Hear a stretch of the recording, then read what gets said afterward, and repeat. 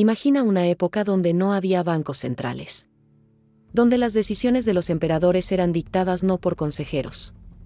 Pero en su tiempo, su riqueza no solo superó la de cualquier otro mortal. Su influencia definió el curso de naciones enteras, inclinó el poder de la Iglesia y marcó para siempre la historia del dinero. Una historia de astucia, ambición, control de la información y visión implacable. Sino por las deudas. En esa Europa del siglo XVI, marcada por guerras, conquistas y fe, un hombre construyó en silencio el mayor imperio financiero que el mundo jamás haya visto. Jacob Fugger. Su nombre puede no sonar hoy como Rockefeller o Musk.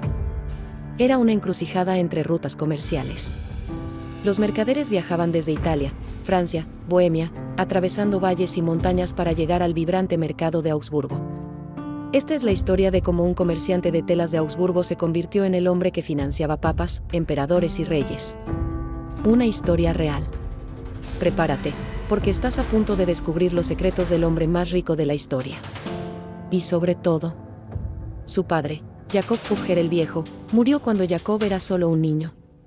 Pero su madre, Barbara Basinger, tomó el control. Y aquí comienza una de las claves del éxito de Fugger, su madre. Pasaba horas en la contabilidad, aprendía latín en secreto, y preguntaba constantemente cómo funcionaban las letras de cambio y los préstamos. Su madre tomó una decisión que cambiaría su destino, enviarlo a la capital del comercio mundial.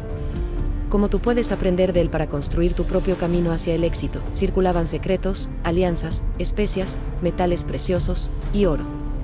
Mucho oro. Creció. Ella inculcó a sus hijos la ética del trabajo, la devoción religiosa y, sobre todo, la importancia del capital. Aprendió lo que era una letra de cambio, cómo transferir fondos entre ciudades sin mover una sola moneda, cómo manipular tasas de interés sin violar las leyes de usura de la Iglesia. Les enseñó que el dinero no es un fin, sino una herramienta. Negocia pagos anticipados a cambio de descuentos. Utiliza letras de cambio para pagar en 3 ciudades a la vez. Jacob Fugger ya estaba vendiendo cobre a 3 reinos diferentes, en monedas que ni siquiera había recibido aún. Augsburgo, 1459. Una ciudad al sur de lo que hoy es Alemania, en el corazón del Sacro Imperio Romano Germánico. Y construye el embrión del imperio financiero más poderoso de Europa. Jacob lo absorbía todo. Comenzó a estudiar contabilidad avanzada, teología, latín comercial, y desarrolló una red propia de contactos, incluso antes de regresar a Augsburgo. También con el clero, ofreciendo préstamos discretos a obispos y cardenales. Era una ciudad rica, sí. Ni en los castillos. Estaba en la información. Y él la usaría como nadie lo había hecho antes. Pero también profundamente desigual. La nobleza gobernaba desde sus castillos, el clero desde sus catedrales, y los mercaderes, esos pocos con visión, desde las sombras. En ese contexto caótico, solo quienes comprendían el lenguaje del dinero podían sobrevivir y prosperar. El Sacro Imperio era una red descentralizada de más de 300 estados, reinos, ducados y ciudades libres. La familia Fugger ya era conocida como comerciantes de telas, pero su verdadero ascenso comenzó con Jacob, el hijo más joven. Lo primero que hace, convence a sus hermanos para invertir en metales, no solo en telas. Comienza a negociar con minas en Tirol y en el este de Europa. En una Europa precapitalista, marcada por la fe, el comercio y el conflicto, Jacob Fugger nacería para desafiarlo todo. Jacob Fugger nació en una familia que ya entendía el valor del comercio. Bárbara no era solo una madre. Era una estratega. Bajo su mando, la familia Fugger no solo sobrevivió. Jacob no era el mayor, ni el más fuerte, pero sí el más observador. A los 12 años, ya comprendía conceptos que la mayoría de adultos nunca dominaban. Venecia. Finales del siglo XV. El centro del comercio marítimo europeo. En sus canales no solo circulaban góndolas. Allí, entre los palacios de mármol, Jacob Fugger fue aprendiz de banqueros italianos. Los venecianos usaban dobles libros contables, contratos secretos y mensajeros privados. En Venecia, Jacob comprendió que el poder no estaba en las armas. A los 22 años, regresa a Augsburgo. Pero ya no es un joven cualquiera. Es un estratega financiero. Diseña contratos para comprar el metal antes de que sea extraído. Mientras otros comerciantes vendían telas en el mercado local. comienza a establecer relaciones con los Habsburgo, una familia real en ascenso. Con cada trato, Fugger no solo gana dinero, gana influencia. No era hipocresía. Era pragmatismo. Fugger entendía que la moral sin poder no cambia el mundo. A los 30 años, Jacob Fugger ya no era solo un mercader. Era un arquitecto de poder. Mientras sus hermanos aún pensaban en expandir el negocio familiar de telas, Jacob tenía un plan más ambicioso: fundar un imperio financiero. Y lo logró. Jacob comenzó por reestructurar toda la empresa familiar. Aplicó lo aprendido en Venecia, centralizó la contabilidad. Introdujo libros dobles, entradas y salidas detalladas. Contrató escribas especializados en latín financiero. Separó capital operativo del capital de inversión. En lugar de repartir ganancias entre sus hermanos, las reinvertía en expansión. Compró almacenes, estableció sucursales en Nuremberg, Viena, Amberes y Roma. Implementó algo revolucionario para su época: la reinversión sistemática de utilidades. Donde otros veían mercados, él veía nodos de poder. Jacob sabía que depender de un solo sector era riesgoso. Por eso diversificó su capital en minerales, plata, cobre, estaño, préstamos eclesiásticos, participación en rutas comerciales marítimas, monedas extranjeras. Le dio algo más valioso: acceso directo a las necesidades de los reyes. Bienes raíces en zonas de tránsito. Esta sociedad lo convirtió en uno de los hombres más ricos de Europa, aún antes de financiar emperadores.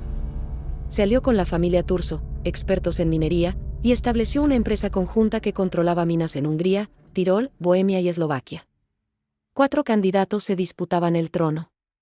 Pero uno solo tenía detrás el respaldo de Jacob Fugger. Y eso lo cambió todo. El negocio de la minería no solo le dio riqueza. A principios del siglo XVI, el Sacro Imperio Romano Germánico estaba por elegir un nuevo emperador. Carlos de Habsburgo necesitaba una fortuna para asegurarse la elección como emperador. Cada elector exigía sobornos, promesas, favores y dinero. Lo hizo con cartas firmadas, registros contables y acuerdos colaterales con joyas, territorios y concesiones fiscales. Jacob Fugger entregó más de 850.000 florines de oro para asegurar esa elección. Era financiado por el banquero de Augsburgo. Fue una inversión, no un préstamo. Jacob Fugger no apostaba, calculaba. A cambio, recibió. También se trataba de controlar el oro. Derechos exclusivos sobre minas de plata en Tirol. ¿Quién organizó esa operación en Alemania? Jacob Fugger. Para financiarla, recurrió a la venta de indulgencias. Financiaba iglesias, monjes, hospitales. Pero al mismo tiempo, utilizaba a la iglesia como vehículo de poder financiero. Con Fugger. Control de impuestos sobre sal.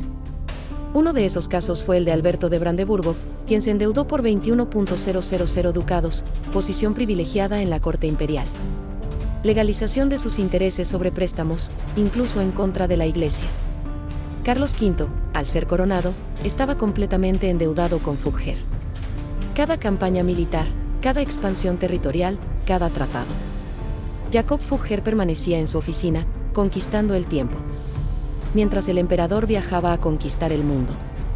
Para entender el verdadero poder de Fugger, hay que mirar a Roma. Porque cuando se trata de controlar la fe, el Papa León X quería construir la Basílica de San Pedro. Era controlar las armas, las monedas, las campanas de las iglesias, era controlar el pulso del continente. Diseñó un sistema de cobros, recolección de fondos, envío seguro a Roma, y obtuvo su comisión. Además, ofreció préstamos a arzobispos que deseaban cargos. De este modo, evitaba revueltas y garantizaba lealtad. Ese préstamo generó una cadena de indulgencias, que enfurecieron a un monje llamado Martín Lutero. Y dieron inicio a la Reforma Protestante. Jacob Fugger ya sabía que la información era poder. Y la controló con precisión quirúrgica. Creó acuerdos con Venecia para distribuir el cobre a todo el Mediterráneo, y hasta el norte de África. Jacob Fugger era un hombre profundamente católico. Escribía cartas a teólogos para justificar sus intereses.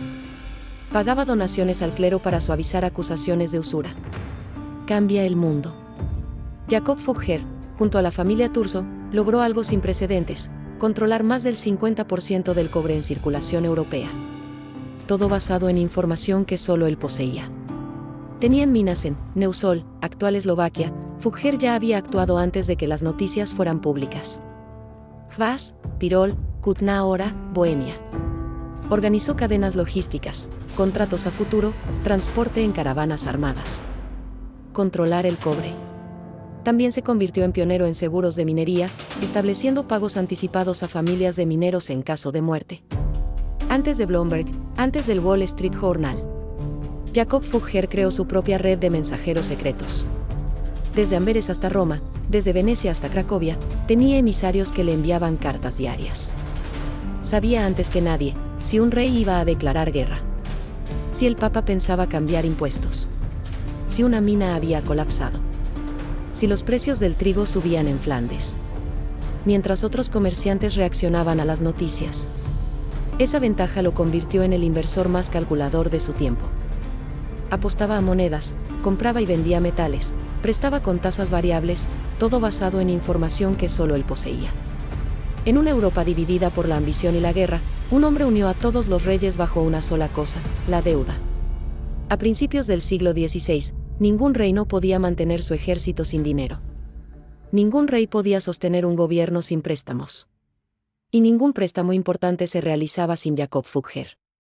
Los grandes clientes de Fugger I.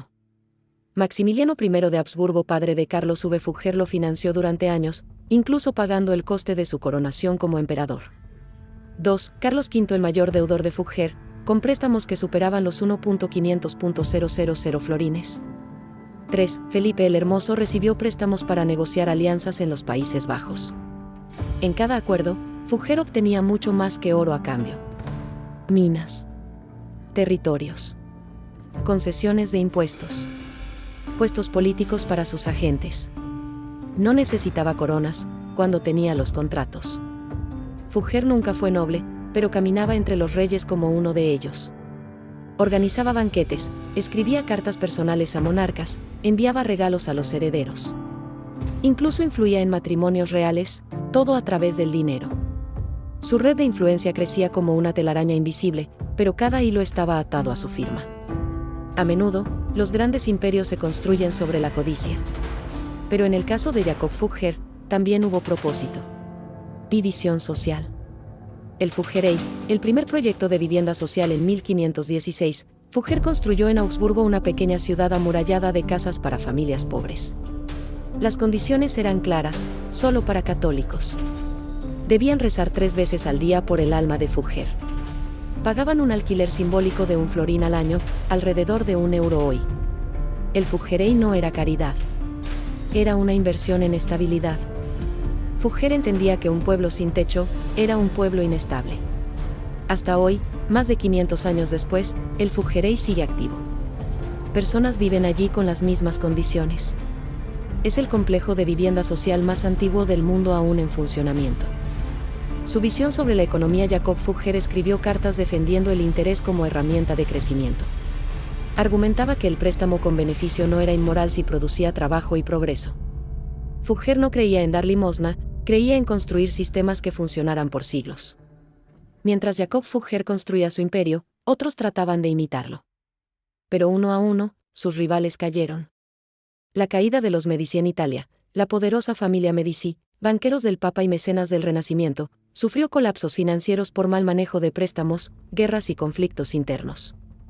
Fugger analizó sus errores, mezcla de política y banca sin estructura. Préstamos incobrables a nobles. Gasto excesivo en prestigio. Y aplicó lo contrario, contabilidad rigurosa. Riesgo limitado. Influencia sin ostentación.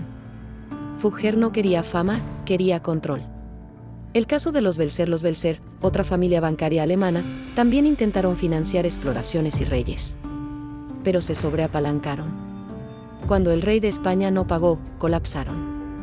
Fugger, en cambio, siempre tenía reservas líquidas. Siempre exigía colaterales tangibles, minas, impuestos, metales. Nunca prestaba sin garantías.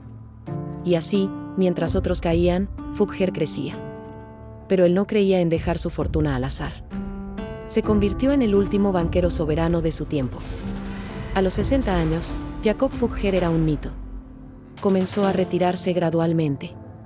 Preparó una estructura administrativa para que su legado continuara. Designó a su sobrino Anton Fugger como heredero operativo. Lo educó personalmente. Diseñó un sistema de reglas internas: nunca prestar sin colateral. Siempre tener reservas en oro. Tenía 66 años. Pero su legado apenas comenzaba. Reinvertir solo en sectores conocidos. Sino por malas decisiones internas. Evitar la exposición pública innecesaria. Fugger sabía que los imperios financieros no mueren por enemigos externos. Incluyó donaciones perpetuas a iglesias, hospitales, al Fuggerei, y dejó instrucciones precisas sobre cómo distribuir dividendos a la familia sin debilitar el capital de la firma. También diseñó su testamento con minuciosidad. Había preparado su sucesión hasta el último detalle. El 30 de diciembre de 1525, Jakob Fugger murió en Augsburgo. Murió en su residencia privada, rodeado de religiosos y escribanos. Sus últimas palabras registradas fueron: todo lo que hice fue por la previsión. El testamento en su testamento dejó una suma para mantener el Fuggerei por tiempos perpetuos. Provisión para los huérfanos y viudas de los empleados. Cartas con recomendaciones para su sobrino Anton. Mandatos religiosos para rezar por su alma. Jakob Fugger murió como vivió, controlando incluso el futuro. Después de su muerte, la casa Fugger siguió existiendo por más de un siglo. Se mantuvo como potencia financiera, respetada y temida. Y mientras los imperios caían, su nombre seguía flotando en los contratos, las monedas y las ciudades que ayudó a levantar. Jakob Fugger murió, pero su legado se incrustó en las bases mismas del sistema financiero moderno. Fugger y el nacimiento del capitalismo moderno. Jakob Fugger no solo acumuló riqueza, sino que redefinió las reglas del dinero, introdujo prácticas financieras de contabilidad doble de forma masiva. Normalizó la noción de crédito a gran escala con interés. Fue pionero en la idea de invertir capital para controlar recursos estratégicos. Controló mercados de metales mediante monopolios legales. Antes de que existieran los bancos centrales. Fugger ya era el centro de todo. La banca Fugger, después de su muerte, aunque su poder fue máximo en vida, sus herederos mantuvieron la estructura durante generaciones, continuaron financiando casas reales. Siguieron invirtiendo en minería y bienes raíces. Expandieron el Fuggerei y sus obras sociales. Incluso siglos después, historiadores y economistas siguen citando a Fugger como el primer banquero verdaderamente global. Más allá de los números, los contratos y los intereses. Lo que hizo único a Jakob Fugger fueron sus características personales. 1. Visión a largo plazo. Fugger no pensaba en ganancias inmediatas. Cada movimiento era parte de un plan a 10 o 20 años. Su apuesta por Carlos V lo demuestra: invirtió cientos de miles de florines para asegurarse influencia durante décadas. 2. Control de la información. Antes que nadie, entendió que quien posee la información, posee el mundo. Su red de mensajeros privados anticipaba guerras, cambios de papa y crisis económicas. 3. Capacidad de influencia silenciosa. Nunca buscó títulos nobiliarios. Nunca aspiró a reinar. Pero influía más que los propios monarcas. Su poder era invisible, y por eso más efectivo. 4. Disciplina financiera. Nunca prestaba sin garantías. Siempre mantenía reservas de oro. No gastaba para aparentar. Invertía para construir. 5. Diversificación inteligente. Desde telas hasta cobre. Desde minas hasta propiedades. Desde préstamos eclesiásticos hasta logística. Sabía que el riesgo se diluye cuando se controla el panorama completo. Era comerciante, sí. Pero ante todo, era estratega. ¿Qué puede enseñarnos un banquero del siglo XVI en plena era digital? Más de lo que imaginas. Aplicaciones prácticas de sus métodos. 1. Información como ventaja competitiva. En un mundo saturado de datos, quien tenga acceso a información verificada y anticipada toma mejores decisiones. Como Fugger, construye tus propias fuentes confiables. 2. Pensar a largo plazo. Evita decisiones impulsivas. Planifica en ciclos largos. Pregúntate, ¿esto aporta a mi imperio personal dentro de 10 años? 3. Diversifica con propósito. No pongas todos tus huevos en una sola canasta. Invierte en varias fuentes de ingreso que se complementen. Inmuebles, tecnología, activos financieros, habilidades. 4. Construye influencia, no solo riqueza. Relaciónate estratégicamente. Ayuda antes de pedir. Sé un referente en tu entorno. La reputación silenciosa vale más que la fama ruidosa. 5. Crea legado, no solo ingresos. Piensa en proyectos que perduren.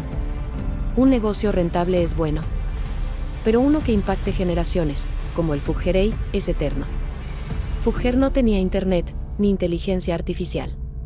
Pero su lógica sigue viva. Porque la verdadera riqueza no está en el oro, sino en la visión. ¿Es posible construir hoy un imperio como el de Jacob Fugger? En apariencia, no. Pero en esencia, sí. ¿Diferencias del contexto actual? Hoy existen bancos centrales, regulaciones y sistemas democráticos. Las decisiones no dependen de un emperador, sino de mercados globales. El acceso a capital está más democratizado, pero más competitivo. Similitudes en mentalidad. Aún así, los grandes magnates de hoy comparten con Fugger. Visión estratégica, Elon Musk. Influencia discreta, Warren Buffett. Diversificación inteligente, Jeff Bezos. Control de ecosistemas completos, Larry Page. Fugger no solo habría sido multimillonario hoy, habría construido su propia plataforma financiera global. Lo importante no es replicar sus métodos literales, sino su mentalidad. Anticipar. Controlar. Diversificar. Influir. Permanecer. Jacob Fugger nunca conquistó un territorio con espadas.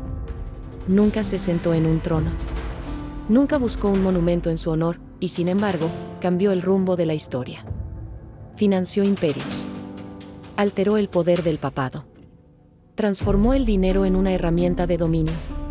Y construyó una institución social que vive 5 siglos después. ¿Qué podemos aprender de él? Que el éxito verdadero no necesita gritos. Que la riqueza sin visión es fugaz. Y que un hombre con propósito, aunque camine en silencio, puede mover el mundo. En un mundo donde todos quieren ser virales, Jacob Fugger eligió ser eterno.